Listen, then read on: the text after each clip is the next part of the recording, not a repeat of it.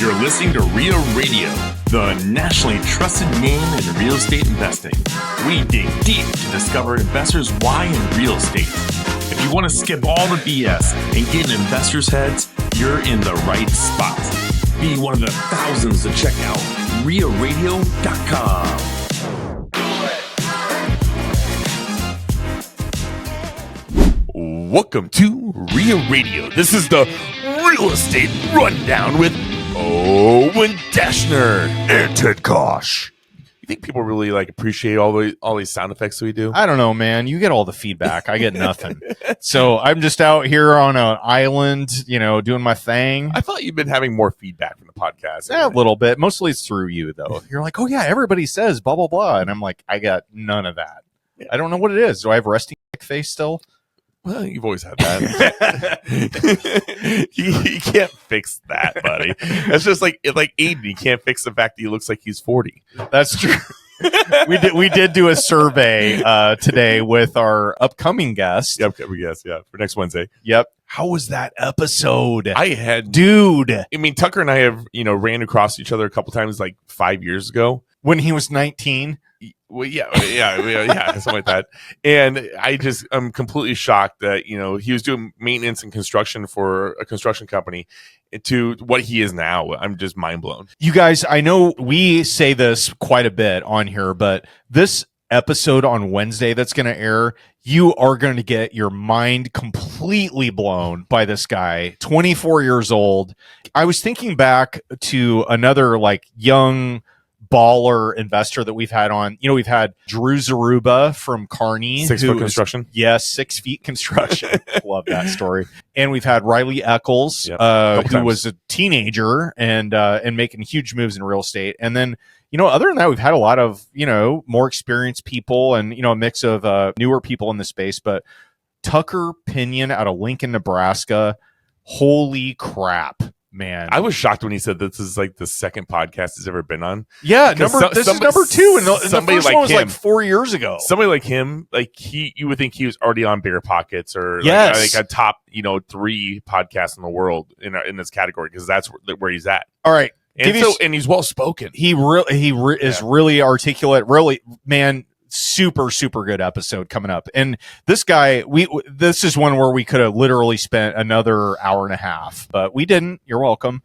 He has done so many things that most people have never, ever done, like direct to seller marketing. He bought his first house when he was 18, rental property for $19K.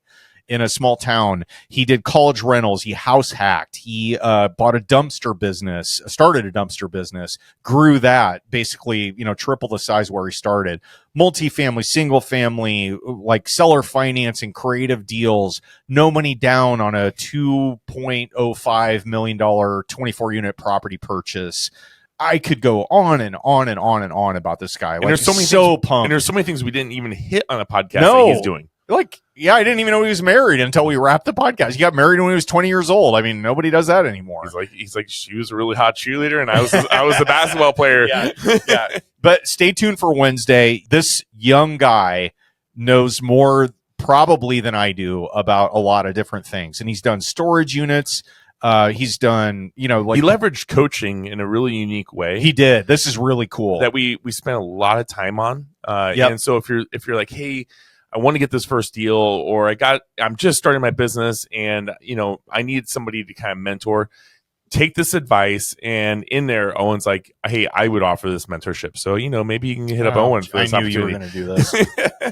Yeah, no, super, super baller moves this guy has done at a super young age. And he's not even 25 yet. It's not fair, man. He's half my age. He's less than half my age. Hey, this will come out within a week of his birthday. Yeah, so he's going to be a quarter century old by that point, so it'll be long in the tooth. But anyway, let's talk about what's going on with you, Ted, this week. Any hot news? This has been the roller coaster week. I tell you what, my coaching's been on fire with Jason Dries. Is that going well, by the way? Are you knocking down some stuff? I've seen a lot of alignment. I've been really putting it out there that I'm, investment agent. I feel like I just really wasn't focusing on getting it out there. So I've been I have a realtor page, Ted Kosh Realtor. And so on that page, I started doing some live videos talking about properties and off markets. And I had a coaching session last week, and in there, I really took away, it's like, you're one client away from, changing your life. And I put that on my screen here, just so I can look at it. Show the camera. Yeah. There you go. I put it on there so I can just really focus on that. And I literally got done with that call. And I don't know if I mentioned this before or not, but it's like, you called me to look at an apartment complex. Mm-hmm. A listener of the podcast, a friend of ours, called me and said, "Hey, I got 3 properties I want you to try selling." Then a wholesaler I know flipped a house, and he wants me to list that one.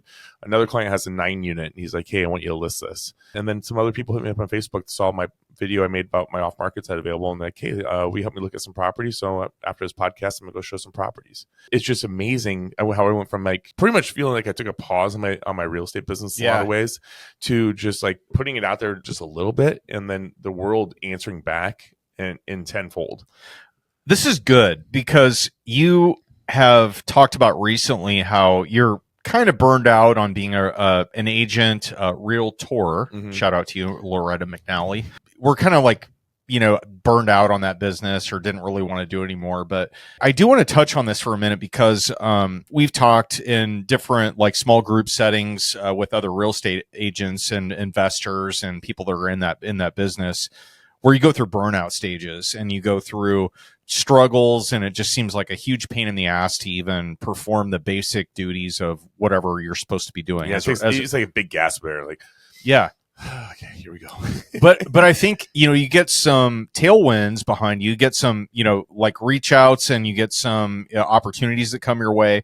And if you just can power through the mental fog and say, I decide that I'm going to lean into this, and you can get some real fast momentum, and it can lead to enjoyment and like reinvigorating your business. Cause I go through burnout all the time, like every 6 months. I had to have that realization moment that when I was the most successful in my business, my real estate career, being an agent, that is, was funding my life. Yep. And my investment business was being reinvested back in itself. My REIA business was reinvested back in itself. So your active income was paying the bills through getting commissions off your real estate business, and your investment business, you were still able to survive because you're paying all the bills with your active stuff. You're reinvesting your proceeds back into your rental holdings, and then the music kind of stops when interest rates go crazy. Market slows down, right? Yeah, but those businesses grow when you don't take the money out of them. It's amazing. Yeah, isn't it weird? And you don't suck all the equity out, and then like it can actually be viable if you don't pull it all out. Yeah, I mean, I got big plans with where we want to do a big meetup, one day multifamily event, and I need that money to be reinvested back into that from that REIA business, Yep. If I want to buy more rentals, then I need my rental business to do good, and I need money to come in from that, you know? So doing the real estate sales, it wasn't just feeding my family. It was putting money in a savings account, and it was also giving me the ability to invest into my companies. Yeah. And I need to get back into that point. And the cool part is I have my mom, Mo Albert, shout out to you, as my partner in the real estate. So if I am overwhelmed or if I cannot take on the tasks, she's there to handle it. If I get too many opportunities, she's a way better salesperson than I am. So I can get these leads in. I can analyze the deals great. And I got her to be able to help me if it's with a showing or a listing. Yeah, I'm going to give kudos to you. I don't do this very often, but I'm going to give you some kudos here because so a lot of times, if you're an active real estate investor, you're looking for deals, there might be something that pops up either off market or on market. Let's say it's on market. I saw a deal that hit the MLS that like fit a lot of my quote unquote buy box. And most of the time, I'll typically reach out to the listing agent and engage with them because they have more direct communication with the seller. I feel like I can build rapport there and kind of have it be a win-win. It helps me in negotiating. It does. However, I also want to like use people that I know, like, and trust. Mm-hmm. And if it's just a cold listing and I have no idea who the agent is, like I want to go through that place with somebody like you that I trust and I know you got my back and you're on my side, fiduciary wise, friend wise, all that. So guys, gals listening to this, don't forget about people that have their real estate license and maybe they're a licensed realtor and reach out to them. Like, we were talking today about this, and you happened to see somebody that walked in the studio this morning, not in the studio, but in our in the commercial space we're in. And they're like, "Hey, Ted, what's going on? Like, how are you? What are you doing here?" And you're like, what'd you say? I'm like, I work here. Yeah. And they're like, what? I mean, somebody I know from high school, and I just saw on St. Patrick's Day. Yeah. And so they didn't know that Ted was a realtor, and he's known them for ages. Mm-hmm. And that might have been, I don't know, whatever, $5,000, $10,000. You could have, I mean, not, that's not the point. And I don't know the relationship. Sure. Yeah. They could have very well had a relationship with their agent they were dealing with. The message here is, don't forget about your friends that are involved in small business, because it's the lifeblood of paying the family bills. It makes the world go around, all that stuff. Give them a 5-star review. Hit pause on this. Go out, give your favorite people you work with a solid on social media and Google reviews. Those are probably the most prevalent out there.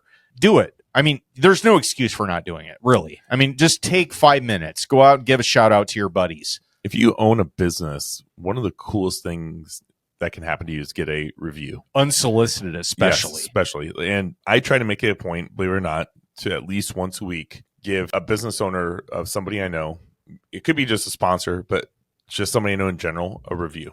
Mm-hmm.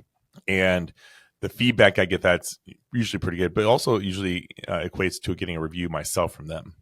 Yeah, absolutely. Yeah. If you operate a small business and you support other small business owners, it's all going to come back in a tidal wave. Like, just do it. Like, don't be lazy about it. Like, everybody's busy. We get it.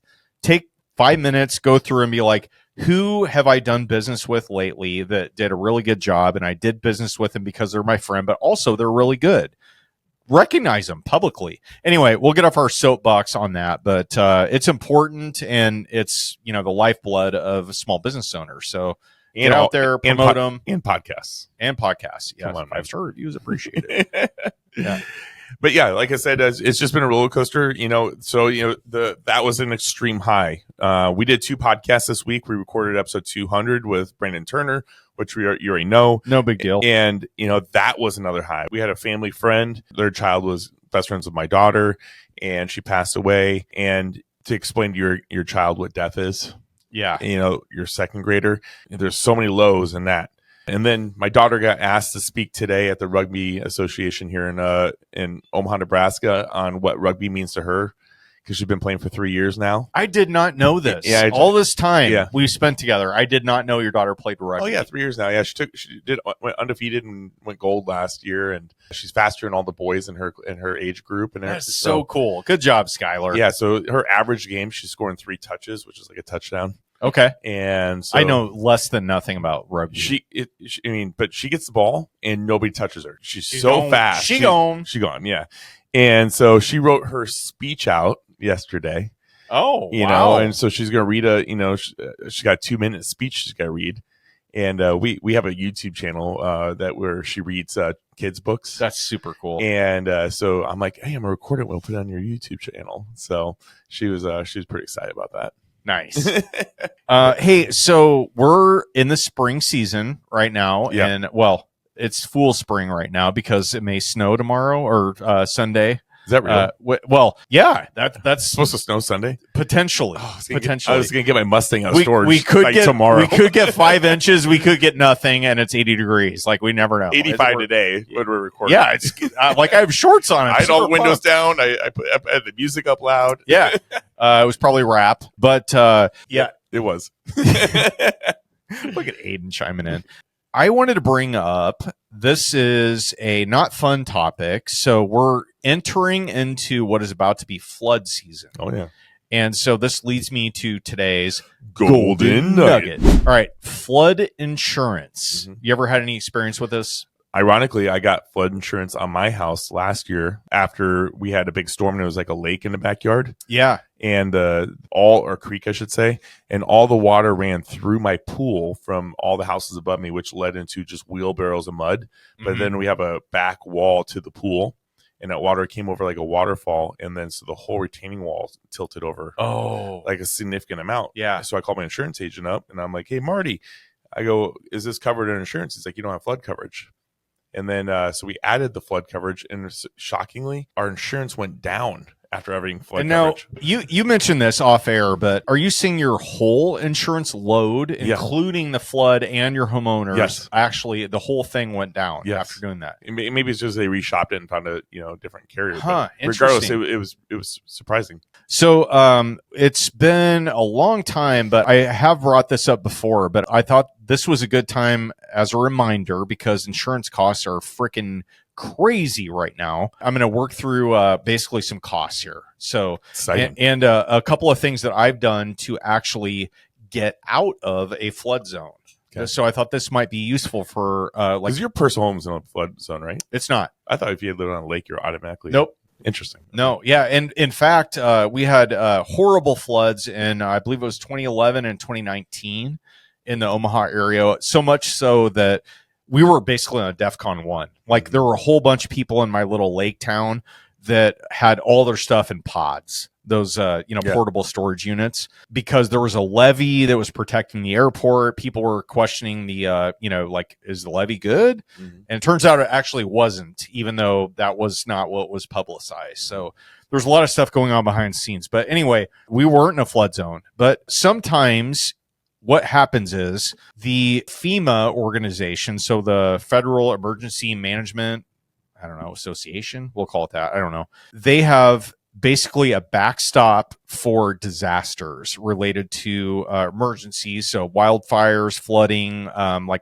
a lot of, horrific events. So widespread hurricane damage. So you've seen a lot of the stuff on the news. FEMA typically gets involved, and FEMA actually has it's a flood insurance policy that you can purchase directly from the FEMA organization that is crazy expensive. Like it's thousands and thousands. You're only going to get that if you can't get flood insurance. Yeah. So most insurance policies that you're going to get, like if let's say you own a home or you have a rental property. If you look at your policy, there's going to be exclusions in that policy, and it's generally going to be anything related to water. Insurance companies want to avoid, like the plague. And also the plague is also in there as an avoided thing. Check your policy. Serious? No, I don't know. Probably. Zombie apocalypse is probably in there, nuclear or whatever. But you're going to have basically a carve out in your insurance policy that says, if this happens, like if your area floods and your basement is filled with water and you lose a whole bunch of crap, or your electrical goes out, you have, XYZ happen because of flooding. Flooding's terrible. It causes so much damage.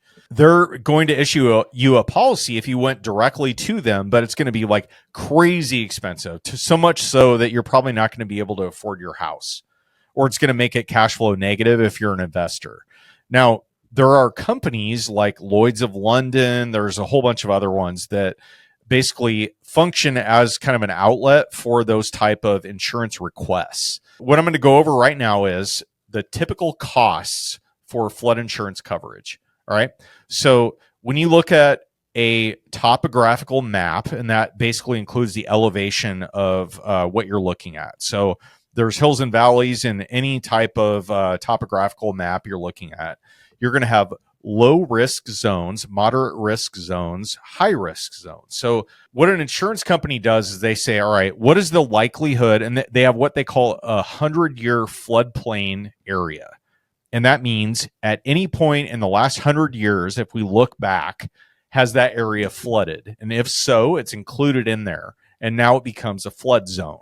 So there's varying degrees of risks with this. So if you live close to a river, an ocean, whatever it is, like Florida, there's going to be a lot of flood zones there, right? For various reasons.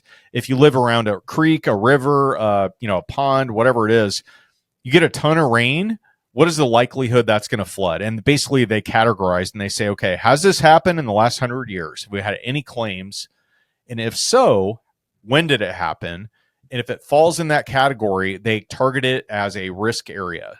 Low risk zones are known as X and C. And those generally are going to run you, depending on where you live and what your risk is, $300 to $600 a year, right? Moderate risk zones, and those are X and B. Those are more like $500 to $800 a year. High risk zones are going to be $1,200 to $3,000. And coastal areas are going to be in excess of $5,000, $10,000, depends on where you live. And like Florida's like, they're getting hit every single year with hurricanes. And so don't they look at like a lot of rivers as coastal areas too? Okay, so what happens is, so if you're going out and you're shopping for a flood insurance policy because you're going to buy a property, it's in a flood zone, you then have to look at what your risk factor is. So is it in an X, a C? Is it in an X, a B, AE, VE? There's all these categories. There are different pricing. Some lenders aren't even going to issue you a loan on that property because of the area it is. Cash only. All right, here's the deal. If you're a lender, let's say you have a 30-year mortgage, all right? So let's say this is a normal, Joe and Susie homeowner. They're buying a house. It's in a flood zone. That lender looks at a 100-year flood map and they say, okay, I have a 30-year note. There's a 30% likelihood that there's going to be a catastrophic flood that is going to wipe out this property, right? Yeah. So do the math, right? So 30-year mortgage, there's a 3 in 10 chance that it's going to be flooded. So that's how they underwrite it.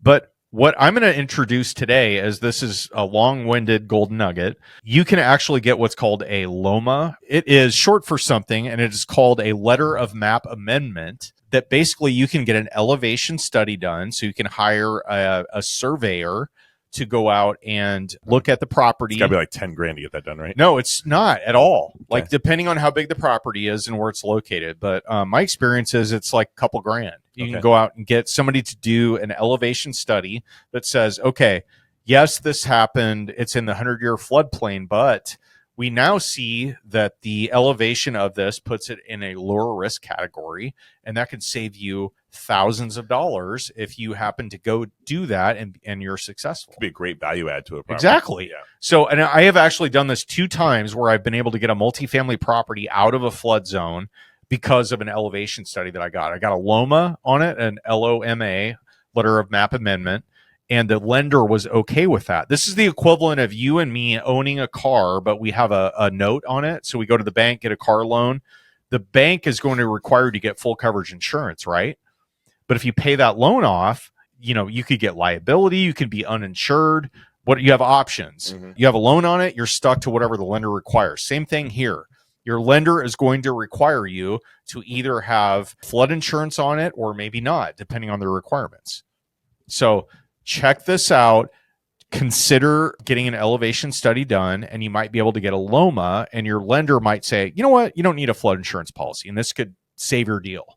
Yeah. And I mean, there's so many deals out there that have this, and everybody's like, ooh, I don't want to touch that. I don't want to touch that. I don't want to touch that. It's in a flood zone. Even as an agent, when those leads come through, you're like, oh gosh, do I really want to take this on? Yeah. But this is a way around all the rigmarole and red tape and hesitation about dealing with it. Get a LOMA if it looks like it's a good candidate for it, and you might be able to get it out of the flood zone and get a much better premium on it. So that's today's golden nugget. Oh, and what about that Caffeine and Cap Rates event? Like, was that your highest attended event that you've had yet? What do you think we had? About 20? You had 3 or 4 full tables. Yeah. So about 18. Yeah. Yeah. So this is I've mentioned this before. We've had a coffee meetup. I have it every Thursday. It's at Sozo Coffee on 13th and Howard in Omaha. And yeah, here's the funny thing about this. I did not announce it at all. Usually I post it a couple days beforehand. I'll be like, hey, reminder, Caffeine and Cap Rates, blah, blah, blah. We have such a regular group that goes to this thing that I don't even announce it now. I totally forgot. And I was like, well, what's the point? I woke up that morning. I was like, oh my God, I totally forgot. I show up. I told you I took over the marketing for you. And there's like 20 people there. And I'm like, okay, I guess we can't fit in the normal room that we usually go into. So I rent this back room, and it's great. It's a nice setup. They charge you? Yeah. Oh yeah. Yeah. I pay a lot for that room. Yeah. What do they charge? That's $20 an hour. $20 an hour. Really? Yeah. Okay. So anyway, we go into this back room, and it's a good setup. I mean, there's room for several tables, a bunch of people, and whatever. And I'm up there with a whiteboard. I drag that thing in. And we start going around the room. And I did something I've never really done before. And I started asking people, it was basically like, go around the room. Who are you? What do you do? And one thing I interjected there was, what's your stress level currently? Because I thought that was interesting to see how people operate. And like, it was high.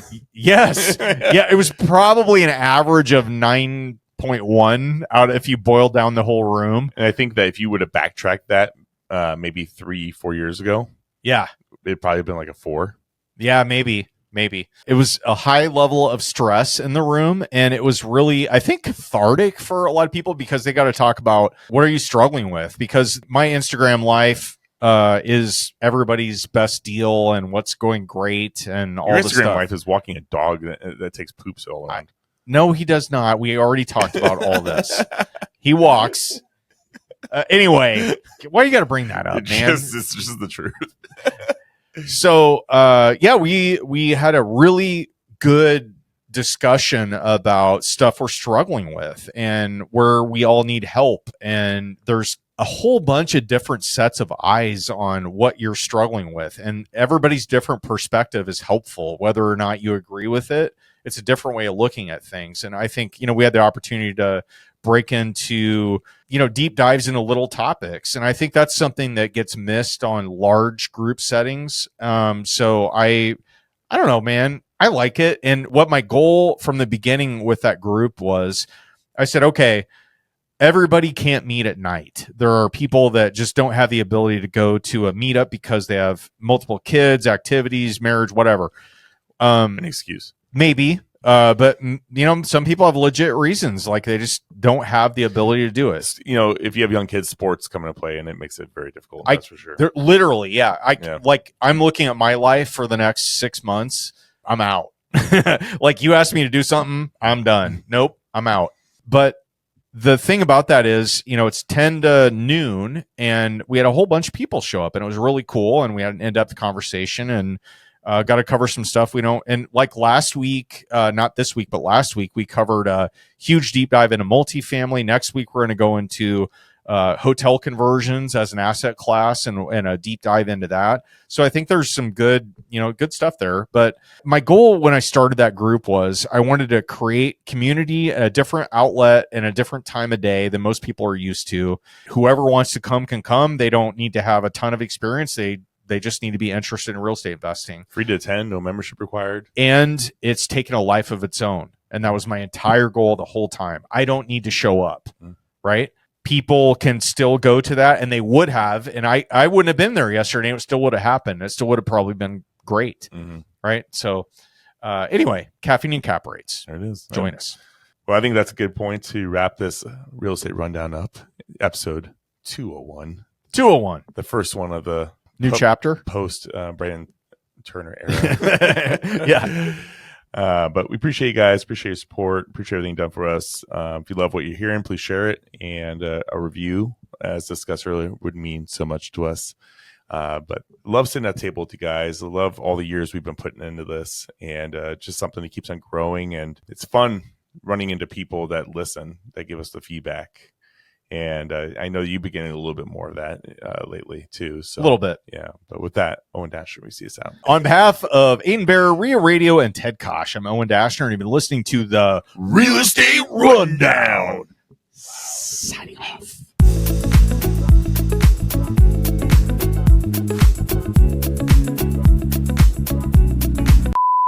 You went all like preacher mode on us. Oh, is that good? I wanted to see you cry. Yeah.